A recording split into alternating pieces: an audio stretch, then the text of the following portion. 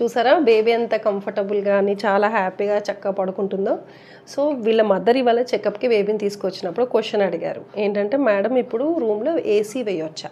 So మనం మామూలుగా బేబీస్ని వామ్గా ఉంచాలి అని మదర్స్కి అటెండర్స్కి ఇంట్లో వాళ్ళకి చెప్తూ ఉంటాం కదా. సో ఇప్పుడు మరి కానీ సమ్మర్లో ఏం చేయాలి అంటే, మనకి సీజనల్ వేరియేషన్తో పాటు టెంపరేచర్స్ కూడా వేరీ అవుతుంటాయి కదా. అలా బేబీకి రూమ్ అనేది కొంచెం కూల్గా కంఫర్టబుల్గా ఉండాలి. సో మన బయట టెంపరేచర్ అబౌట్ 25 ఉందనుకోండి, వీళ్ళకి బేబీస్ కూడా డీహైడ్రేషన్ అయ్యి ఎక్కువ స్వెట్టింగ్ అవ్వడము, వాళ్ళు డిస్కంఫర్ట్ ఫీల్ అవ్వడం జరుగుతుంది. సో కాబట్టి మంచిగా చక్కగా రూమ్ థర్మోమీటర్ ఒకటి సింపుల్గా మీరు పెట్టుకొని మానిటర్ చేసుకోవచ్చు ఎన్విరాన్మెంట్ని. సో టెంపరేచర్స్ వచ్చేసి రూమ్లో 23 నుంచి 25 వరకు ఉండేలాగా చూసుకోండి. సో అలా టెంపరేచర్ కనుక ఎక్కువ ఉన్నట్టయితే ఏసీ ఆన్ చేయండి, లేదు ఫ్యాన్ వేయండి.